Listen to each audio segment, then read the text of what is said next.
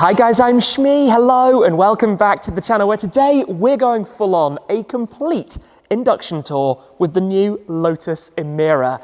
This has been a hugely anticipated car and there is so much to show you today. We're going to go top to bottom, inside out, through everything about the Emira, the hugely awaited British sports car. This is the Shmi-mobile that I collected from the Lotus HQ in Hethel only a few days ago. I've driven it about 400 miles so far, this being the first edition with the V6 engine, the manual gearbox, but there's a lot I want to go through. For example, some really clever bits of technology that Lotus have integrated into this, which you really wouldn't expect. Some lovely design details, but also to open it up, how do you get to the battery? What's happening in the front? This is something I know a lot of people are wondering about. This front section, given there's no storage there, what is there? Well, let's open it up and go through that, plus all of the tech inside, the infotainment, the comfort, some things I like about it, some things I'm not necessarily the biggest fan about it so far. There's a lot to it though. This is going to be a long, in-depth look, but let's do it. A complete induction tour with the Lotus Emira. Let's dive into this, and I apologize in advance for the length of this one. We have a lot to go through. I'd like to share everything that I learned from my induction tour, plus the miles that I've driven with the car out on the road, to really tell you everything about the new Lotus Emira, a hugely significant car. So we're going to break this down into a couple of different parts. Start with a bit of background on Lotus Cars, on what the Emira itself represents in a very important year for the company as well. We're going to go for a walk around of this particular car through the details of the first edition, my spec, the different engine derivatives, what's coming. I want to show you through the interior because there are some really nice touches, some things that you would never expect in a Lotus, and that's what's so crazy about this particular car. But then I want to get into the stuff that you might never have thought that you needed to know, but if you're a prospective customer or future owner of an Emira, things that might be quite interesting, like the front of the car. Everybody wants to know what's under there. Why is there no luggage storage? How do you access it? And that is why I have a plastic opening tool in my pocket. We shall get to that very shortly to dive into it all. So I collected my Emira from the factory in Hethel. That's something you can opt to do for £199. I had the handover with Scott Walker, brilliant experience with Scott and the team. Got a discount on the shop, hence the jacket that I'm wearing right now. But this car represents the most phenomenally impressive bargain. This entire car, the whole thing delivered on the road, cost me less than the options on some of the other Shmi-mobiles. Think about that for a second. It's an incredible bargain. But let's start with the background, the backstory. Lotus Cars, founded back in 1948 by Colin Chapman. Big history, famed of course for making lightweight, nimble sports cars, especially in recent decades, with notably the Lotus Elise. And we have two of them here that belong to a friend of mine. Up top, the Sport 190 with the full carbon body, actually his first car, hence the plate, and beneath it, the Cup 250 Final Edition. And as the plate suggests, that was actually the final one they made, the last of the previous generation before this arrived. And of course, prior to Emira, the lineup consisted of a few different models, Elise, Exige, and Evora, whereas now in the sports car segment, it's all about Emira. Lotus are under new ownership. They're heading in a new direction. They've introduced Evija, the electric hypercar with 2,000 or so horsepower. They've also recently introduced the Electra, their electric SUV, something a far cry away from their traditional background. But this is really a last hurrah for them with the internal combustion engine. And what a last hurrah it is. There's so much about it that stands out. So to walk around the car and focus on what we're looking at, Emira is the one model effectively in this part of the segment for Lotus. There will be two different engine derivatives. For the time being, they are all the 3.5 litre supercharged Toyota-derived V6. Down the line will be the technical partnership with AMG to have the 2 litre turbo 4-cylinder offered as well, and that will come with the dual clutch gearbox, the DCT, whereas this is either with a 6-speed manual, as most customers have gone for, or with an automatic. There'll probably be some of those around, but I think the car appeals so much to a purist driver, and in this era, a manual gearbox is the thing to go for really with something like this. And it is still pretty lightweight considering how much they've managed to pack into it. So with this engine, you have 400 horsepower, 420 Newton meters. With the 2 litre 4-cylinder, you have 360 horsepower, 430 Newton meters. Pretty similar performance, which is of course all power delivered to the rear wheels as it should be, in a little mid-engine sports car, exactly what you want. There are very few options though for the first edition. They all have this plaque on the side, Emira First Edition, as you can see just here. It's a beautiful design around the whole of the car though, and as I said, 6 different colours. So this is Hethel Yellow. You could also choose Nimbus Grey, Shadow Grey, Dark Verdant, which is a very dark green, Magma Red, or the launch colour, which was Seneca Blue. I went for bright yellow, something to stand out. Plus I think it suits the car especially with this optional contrast pack that you can have for the roof, to have all of those upper sections in gloss black, the mirrors and some of the lower parts of the car as well. I went for a pretty unusual combination with the silver wheels and the light grey interior that we'll get to in a moment. Opted also for the Sport chassis. Now you can choose to order the car with the Sport chassis or with the Tour chassis. The Tour is a slightly softer ride. It's not actually a huge difference. We're talking about a 10% difference in spring rate, and I got to see the different springs when I visited the factory. I went for the sportier setup because that's more the kind of direction I quite like out of a car, and I opted to fit the Michelin Pilot Sport Cup 2 tyres as well. An interesting thing with the Sport Cup 2s is they are actually Lotus badged. They are a specific Lotus OE tyre, which is quite fun as well. Over the silver wheels, a couple of different finishes that you could have for the wheel options. But when you look around the design of the car, for example at the front, there are so many inspirations and elements that have come from Evija, from the Big Brother. It doesn't have those wind channels that go directly through the back of the car because of course there's an engine back there as opposed to the 4 different motors set up. But this design around the front, which is all to do with airflow and air management, as you're going to see shortly. You've obviously got the radiators and the cooling going on through here, but it's a very, very modern looking car. The way these headlights run up, wide, high, even with the graphics and styling that you can see within them, I think really give it a character. Headlights are such an important part, obviously, of a car, to give it the eyes, to give it the face. So when you look here, it's very low. The way it swoops down, and when you're sitting inside the car, you feel like the front is super low in front of you, which gives you a very commanding position when you're sat on the road, which is really, really very pleasant. So I think we should dive into it a little bit more now and start opening things up. To the interior, so the door handles on here, you press in there, they pop out, give that a pull, and they pop, the windows drop ever so slightly. Now I went for this dual tone interior, and if I can say so myself, it looks stunning. It's really, really smart. Sporty, well finished, lots of lovely details and touches. You can actually see here on the side sill at the factory for handover, what they do is they brush with a stencil, with a template, so that you get the Lotus lettering here. But look, for example, at the floor mats, having that Emira stripe up through the center with the embroideries. If you look at the air conditioning vent toggles and switches as well, up here, I love that little Emira graphic that you have in the center. There are some really, really nice elements. And of course, in the center, you have that manual shifter. And in fact, if you look down below it, you even have the exposed linkages. That looks wonderful. It's really, really nice. So I'm going to head around to the other side just to point out a couple more things about this interior. Actually, let me take a step inside very quickly. So of course you're sat very low to the ground in the car, although I think for taller people there's not the most headroom in the world, especially if you consider wearing a helmet, for example. So these seats are perhaps a little higher than some would like, but for me at average kind of height, this feels like a really, really top seating position. You're sat in here, I've opted for the Alcantara steering wheel. You could have Alcantara or you could go for leather. You've got some of the controls here, which we'll run through in a moment as well. You've got the 2 displays. Now I really like on these displays how they're basically dark, apart from the information that you want to see. They're not overloading you, overwhelming you with colour and bright lights and all sorts of different things. But when you're sat in here, the shifter position, it's just wonderful. Up through the 6 gears, short throw, resounding feel to it. To go into reverse, you lift up, press to the left and go forwards. You do actually have a reversing camera, which is nice as well. You have a few physical buttons, and I always like it when, for example, you have a physical volume button for your media control. In cars where you have to fiddle around on a touchscreen, it's just awkward. Similarly, with your driving modes, if you want to go up through the different settings in the system between Tour, Sport and Track, for example, which obviously don't adjust the suspension, those are fixed, but it does change the throttle response, the sound of the exhaust, for example. The start button here is underneath this red flap, very Lamborghini-esque. You can kind of squeeze under if you don't want to lift it all the way, or you can lift it up, press that, and obviously wake up the car as a result. But when I say things you don't expect to find in a Lotus.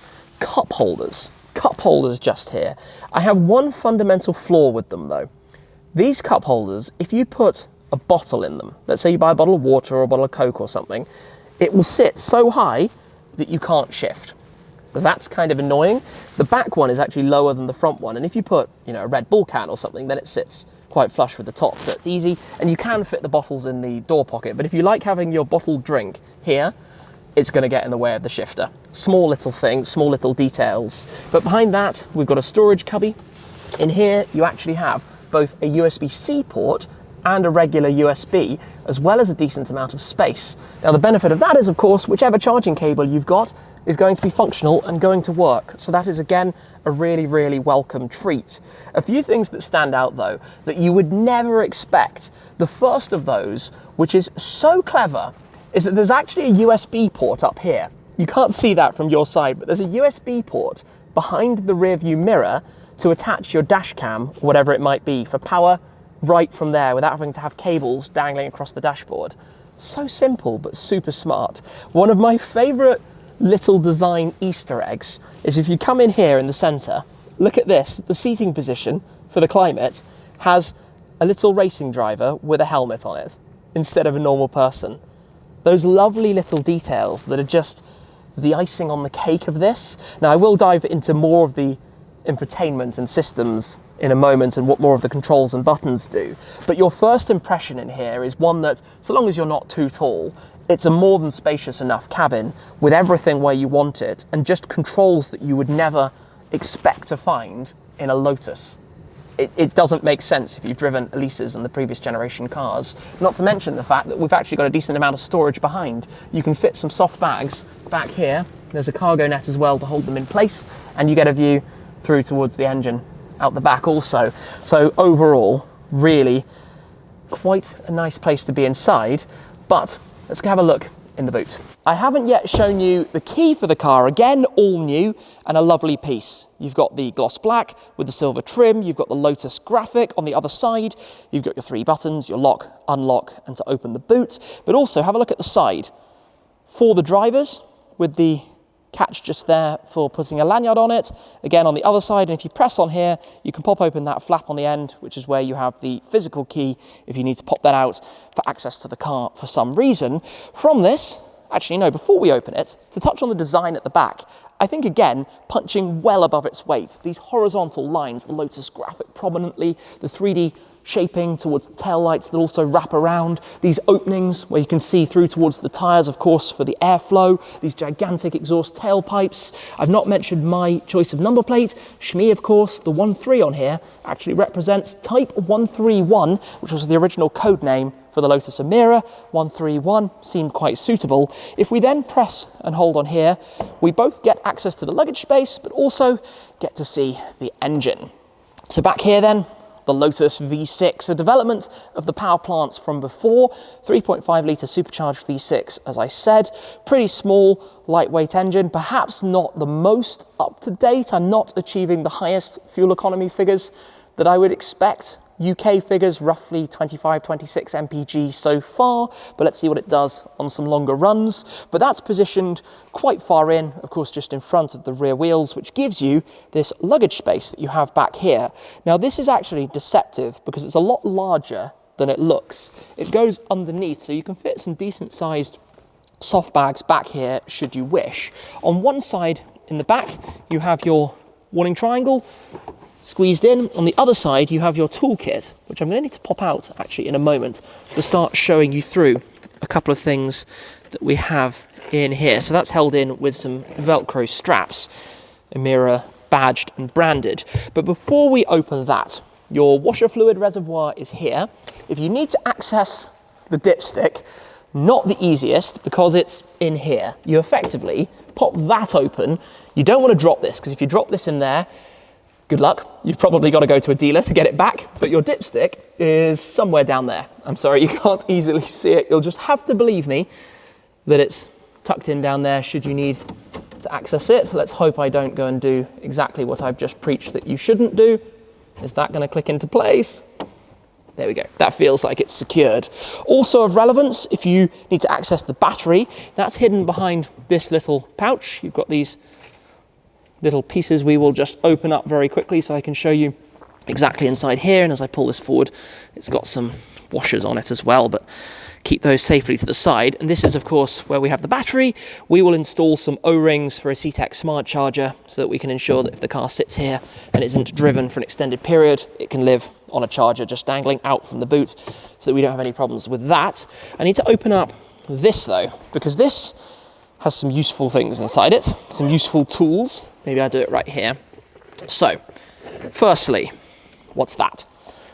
That we're going to get to. Watch this space. You've got your towing eye, which is of course needed when you go onto the racetrack. You've got your locking wheel nut, standard with the car, and you've got your fix and go glue for the tyres. Should you have a puncture, there's not exactly anywhere to put a spare wheel and tyre inside this car.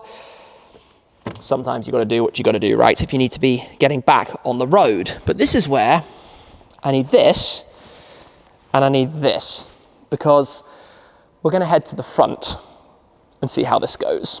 This is a little bit daunting, but I want to open up the front because it's quite interesting. Often in a mid-engine sports car or supercar, you have the engine at the back, so there's nothing in the front, right? There's nothing here. You can use this as some additional luggage storage space.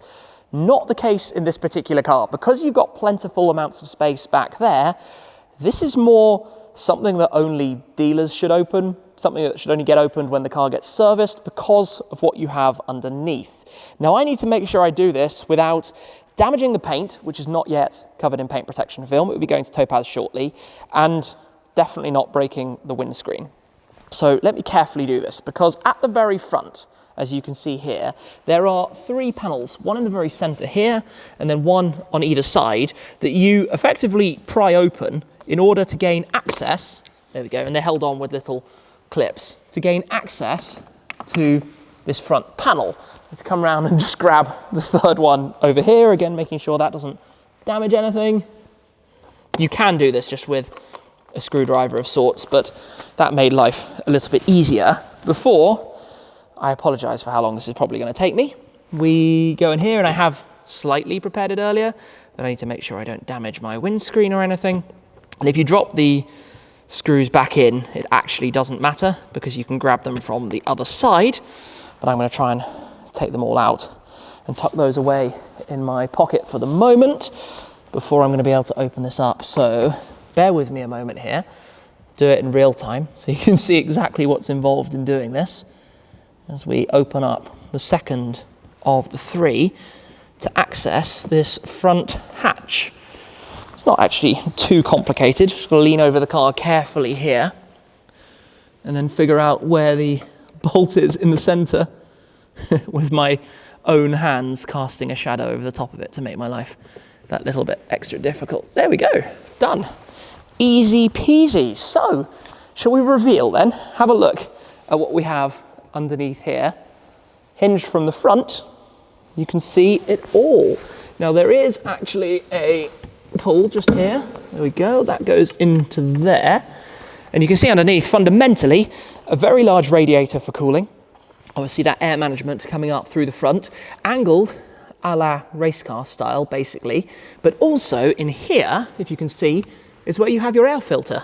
So when the car goes in for service, presumably some of these panels have to be taken off, which just have these little turn screws, to get access to that. Everything seems fairly easy, but I'm sure if I start taking this apart, I'm never going to get it back together again. So I'm probably going to choose to leave all of that in place. So there's not a whole lot to it, really. You can see that there's a lot of air management. So the way you have these black veins that run around the outside, the air is being channeled and specifically directed around.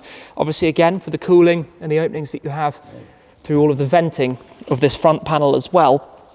So there's a lot that Lotus have focused on with this car that you don't necessarily see. Very Avaya, as I said, like on the hypercar. This is a little bit fiddly to take back out. There we go, I have managed. Pop that back in over there, and then carefully close this back down. Although I'm probably not going to bore you with trying to close it all back up. So I'll pop the bolts back in, do all the clips back up, and we'll go from there. This is the last screw, doing it up properly because I intend to leave them closed afterwards, and then these just get pushed back into place.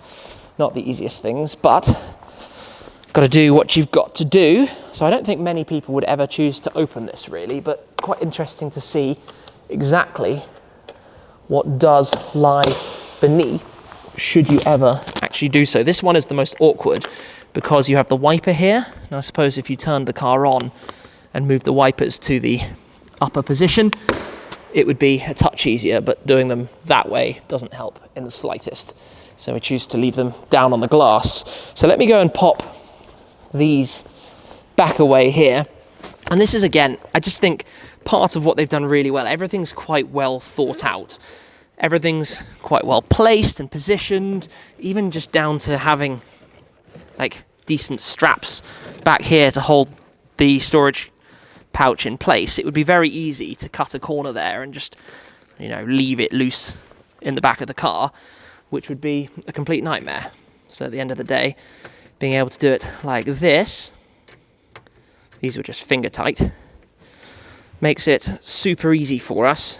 And whatever it is we are trying to do with the car exactly, just those, pop this away, and then I'm going to show you the closing of the luggage space as well, because there are a few different options.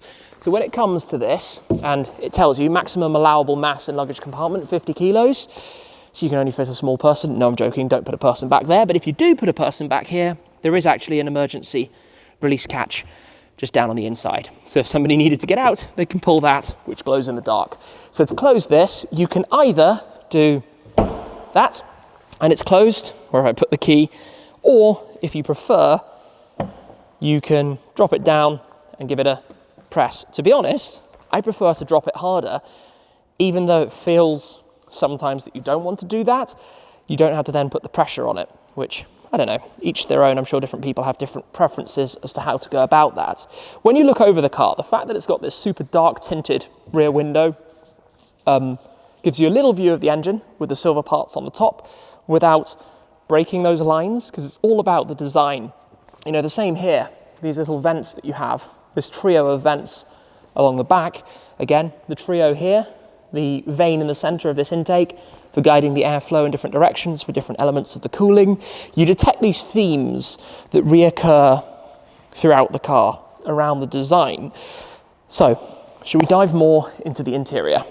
To bring you for a first-person look then through the interior of this car, I want to go through much more of the controls that you have through the dashboard and through the infotainment, but also just show you a little more around the inside and everything that we have available to us in the Lotus Emira, starting from the door cards. And of course, I have this ice grey dual-tone interior with the black, and I think it gives the most premium feel to the car. It really elevates the sense that you have. Of course, they are going to be difficult down the line to keep clean, especially if passengers should wear jeans. I don't tend to wear jeans all that often, and I'm quite good at keeping the interior of cars fairly clean, so hopefully that will be the case for this one. We've got the Kef sound system with these lovely speaker grills, but I have to say it's not the best sound quality of an optional sound system that I've heard within a car like this. I would like slightly better sound from it. We've got the automatic memory seats, the electronic seats with all of the controls here, so you can adjust the base forwards and backwards, you can lift it and lower it, you can push the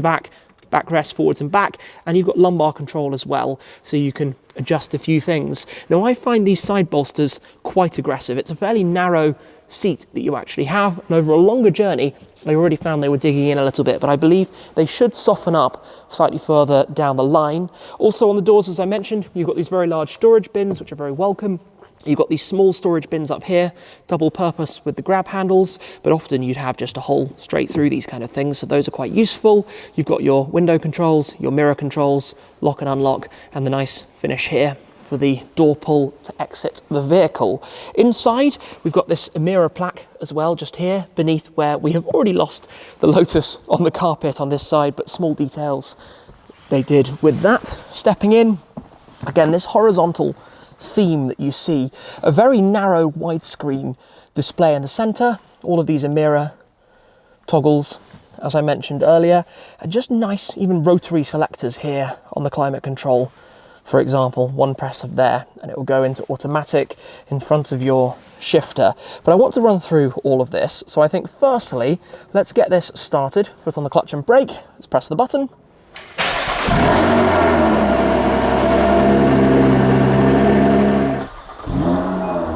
And you get that rasp as it starts up. The dashboard, like I mentioned, fairly simple, not too much information. You can see that we have a 4,500 RPM red line initially. When it warms up, that will move higher. Although when you're doing the running in mileage, they do recommend that you stay to 4,000 RPM for the first 1,000 miles. As you can see, I'm only at 378, so we've got a fair bit to go. This is the display in Tour mode, so you'll spot the blue graphics. If you go here, press this down, you go into your drive mode selector, you can go one more into sport. Notice the exhaust valve change with that, but also the red graphics that you get through the dashboard.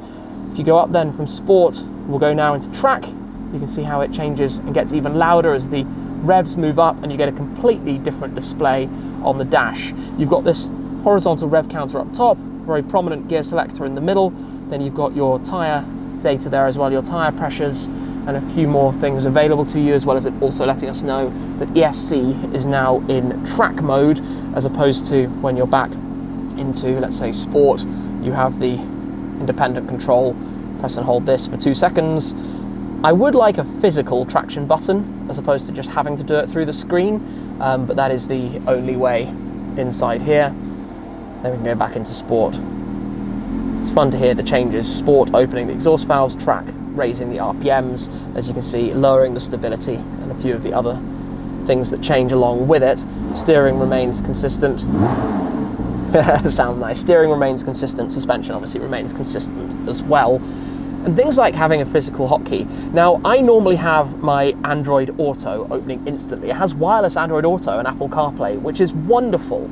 Of course, if you do use that, your phone battery tends to go very quickly, which is why I have the cable, as you saw, in the armrest. But it would normally pop open instantly on my Waze, which I really, really appreciate, having access to my Spotify for my music without having to play with any of the systems. But if you want to dive into more of this, as you can see here, you've got these tiles on the main display. You actually have a lap timer, your performance G meter, and if you go down also your trip statistics available to you immediately with a few settings you can toggle. Further down is the built-in navigation, but of course we're at a private location right now. You have the tile here then for your media, tire pressures should you wish, your radio, and your Bluetooth phone if you've got it connected. Over on the right hand side, if you click here, is where you come into your climate settings. So press to turn it off, or to go onto auto, or to do it physically, whichever way you might like. Temperature, direction, and your heated seats. Very welcome with the weather that we have here in the UK at the moment, having heated seats built into that. You can bring down the top menu if you want to quick access certain different things. For example, you want to see the parking assist camera, where you've got your sensors, your grid lines you can turn on and off, different line to show where the back of the car is, the beep if it's annoying you, all of that pretty easily accessible. Go back to home, or you can press here, which loads up effectively the menu. Like I said, Apple CarPlay, Android Auto, nav, media, phone, tire pressures, performance, lap timer. You can bring up all of these information items in full screen should you wish. Very responsive, very impressive, really quite happy with it. In settings, everything again that you'd like to find in here, whatever you'd like to connect it to, all of the things you can pretty much imagine you would need, and I've found them very intuitive. Everything that I've looked for, I've been able to jump straight into and find immediately. So exactly what I want from a system like this, to not have to worry. And if you've, let's say, gone into your reversing camera and you want to go back to Android Auto, it pops a little graphic right here that you can just press as well. And I like this look. I like this super widescreen feel of that display, while the driver's display just keeps it to the main info that you need.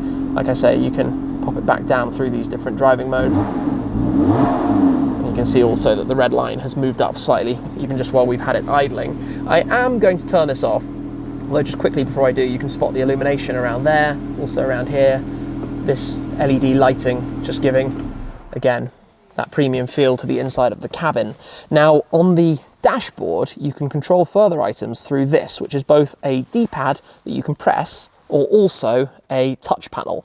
Now, as you can see here, you can go up and down through a number of different settings. So for example, We start up there with the G-force sensor.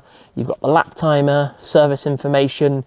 You've got your trip details where you can go through the various screens. And this is all, well, I just toggle down like this as we then go through media and phone as well, or just sliding and swiping it around to access all of that. And you've also got your settings and just everything that you might want to see. I quite like that downforce display, which is quite fun to see there as well. The left side is your cruise control. So this is where you would press it effectively to activate. You press up if you want to resume, and you can change some of the speeds and settings and distances, with more settings for the microphone and also for your media on this side if you want it to get louder. And also widgets. These are called the track widgets, by the way, that you can change and choose exactly what you're looking at there if you want to go back through the different settings. I tend to just keep it up on trip so far, to be honest. The Odo. Trip B is your live day or journey. Trip A is since reset. I tend to reset it when I fuel up the car, so I get that information above. Steering wheel has this slightly squared off shape to it. Nice grips, not too chunky, not like modern BMWs where you just can't get your hand around them at all. Love this detailing at the bottom, again with the Emira graphics. Behind, of course, your stalks for your auto wipers and for your lights, blinkers and everything else you could need. Down here is the illumination of the screen. You can make it darker quite easily, just toggle that down or slide it back up. Your parking brake release, which of course releases automatically as you come off the clutch into first gear. Your boot release, if you just give a short press and hold of that button, it pops open the boot behind. Now, talking about the park brake, the electronic park brake, there is a setting in here for automatically applying it. I tend to find it doesn't really work, so you are left doing a hill hold start using the brake. So you are very much kind of trying to lift off the clutch, then off the brake, and then onto the throttle. Each to their own. It works for me. I'm alright with it, but some people might find it a little bit awkward. The seats, I think, do look wonderful. This contrast stripe and the stitching, the Lotus graphic through the centerpiece just there, the different embossings and textures. They've done a lovely, lovely job with the shape and styling of these. Really, really nice seats overall. Just wish they were slightly wider at the bottom, but I'm hopeful that over time those will soften out a little bit for me. Up top, obviously we've got the sun visors, which you can pop out, pop away over towards the side. You've also got the mirror with light on those as well. Then in the center, you've got your usual light controls that you'd expect to find up here, and the kind of borderless rear view mirror. It doesn't give you a wonderful view, but you do get to see the engine back there, which is always obviously quite welcome. No sun mirror, sorry, I should say, on the sun visor for the driver's side of this. Seating position, this is where the front scuttle is so low. You feel like you're actually almost a bit high just because of how low, especially at the base of the A-pillars, the view around you actually is.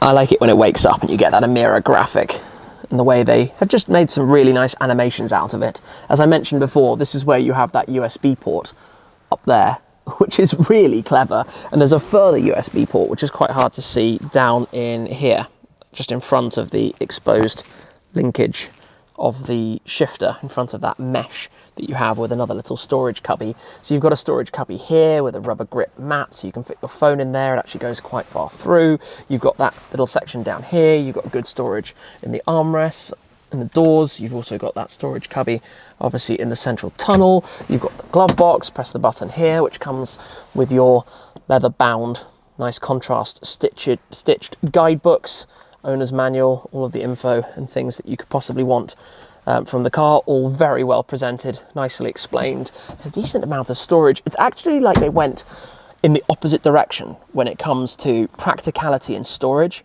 with the amount that they made available within this. The amount of creature comforts that have been introduced to a car from a brand which you wouldn't traditionally expect from them. You certainly wouldn't be expecting that amount to be offered out of it.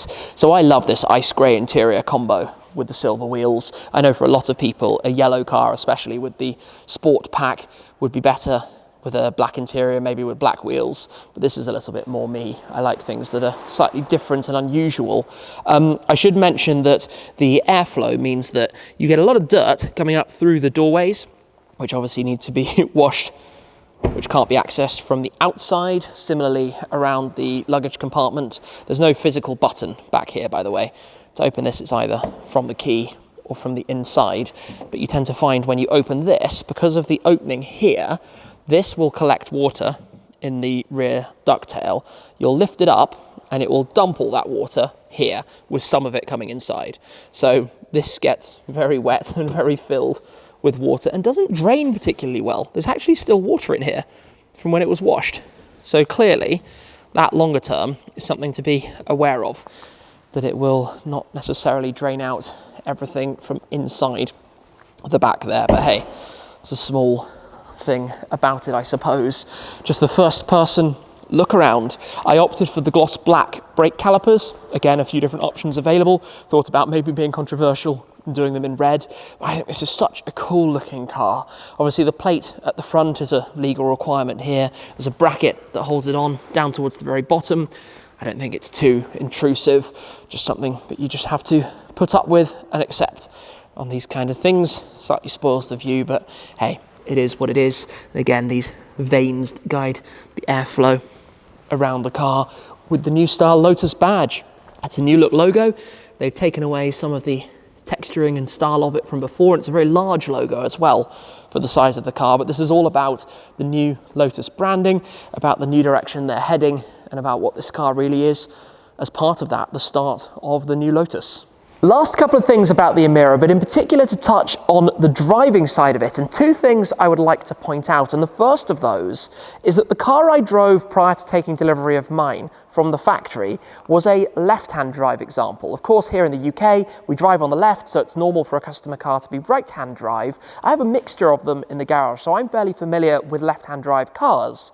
But what I noticed between the different seating positions is the different sound that you hear. Now, although the steering wheel moves from one side to the other, the powertrain configuration remains exactly as it is, and you hear a lot more of the supercharger sound with this car from the intake on the left. That means for a UK car, your passenger with the window down is going to be spoilt to some amazing sounds. I obviously haven't really pushed this yet due to driving at low RPMs for the running in process, and as such, I haven't heard if you get as much of that from this side, but I know from the previous drive that you hear a lot more from the left. The second thing is something that's been a little bit of a problem for me, but might not be for others, and that's to do actually with the gear shifter, to do with that ball shifter that you have for the gear knob. If you look at the top of it, you will see how you have that engraved H pattern, which I actually find really quite sharp. After longer drives, it started to grate on my palm a bit. It started to be a little bit uncomfortable. It's something I might actually look to replace, and that's aside from the fact that obviously being metal means that if it's a really cold day, that is freezing, and if it's a really hot day, that's going to burn your hand. Something to be a little bit aware of, I suppose, down the line. It's a traditional shifter from Lotus, but I might have to look into other options on that front. We shall see. I haven't mentioned the fuel filler cap on the right-hand side. One press, lift it up, no secondary cap, and your usual sticker. You can run on E0, E5, or E10. It doesn't ask for super unleaded fuel, but generally with these kind of sports cars, I would anyway, if available, of course, but nice to know that you don't necessarily need it. The thing that's probably the most impressive for me with this car, though, is how it looks and how far it punches, the design, the styling. If you put a car like this alongside, for example, a car like that, which is 6 times the price, 7 times the price, they're not too dissimilar in looks. I mean, I'm not trying to do the SF90 a disservice because I think this thing looks phenomenal. What I'm trying to say is that the value for money of this is unreal. Of course, the Emira is positioned up against like a Cayman 4-litre GTS, not quite GT4, it's slightly lower in price than that. But to think that the first edition starts at £71,995. You're going to be on the road for £80,000, plus your 200 or so if you want to go and collect it from the factory. They can, if you prefer, by the way, on the house, either deliver it to your choice of dealer or deliver it directly to you. I just chose to go to the factory because I think if I've got that opportunity, it's a no-brainer. How cool is it to collect the first Lotus that I've owned from the home of Lotus, from Hethel? But it's so much car for the money. It's not a supercar in performance terms. It's not a supercar in rarity terms. They're going to be making loads of them. Mine came off the line after about 500 or 600 cars. I had placed my deposit, I don't even know, 2.5 years ago, something like that. But I think they're going to be making a good few thousand a year. Understandably so. They've got a 2-year backlog order list for these. 2 years for a Lotus. The demand is insane because the product is incredible. And that's what's so impressive about it really overall. How much they kind of threw away all the stuff that Lotus are often critiqued for and introduced a product which not only goes head-to-head up against the Porsche and up against other cars in this segment, but absolutely destroys them all. It's wonderful. So if you should be lucky enough to have an order for one of these or to be a soon owner of a Lotus Emira, I promise you, you're going to enjoy it an awful lot. There are things that perhaps in my eyes let it down ever so slightly, as I've mentioned. I'd like the seats to be a little bit lower and a little bit wider. I would like a better sound system out of it. The shift knob slightly bothers me, but I'm really picking at stuff here because everything about it is done so well. And I know I'm only 400 miles in, but there are no creaks, there are no rattles, there are no noises, there's nothing falling off. None of the things that you typically might associate with the Lotus buying experience. It looks so good. It's a talking piece. People pull alongside and give you thumbs up and cheer it because, I don't know, it's like a people's sports car, right? Especially here in the UK, especially for Brits. So, very, very strong start. Very much looking forward to what comes up next. Need to get it PPF'd before I run the risk of getting too many stone chips or any damage to the lovely Hethel yellow paintwork, but certainly some plans in the road, down the road, for road trips, adventures, Nürburgring laps, track days, you name it. It's what it's for, it's what it's built for, and I'm looking forward to having fun with it and sharing that with you. So thank you for joining my incredibly long induction tour of a huge game-changing car for Lotus in a very significant year, their 75th anniversary since Colin Chapman founded the company back in 1948. I will swap over the plates to the ones that I have that bear his quote along the bottom as well. Simplify and add lightness. But hey, I enjoy this car and I'm very excited to share more of it with you. So thank you very much for watching as always, guys. I appreciate your support as always. That's it for this time though, and I'll see you again very soon. Cheers.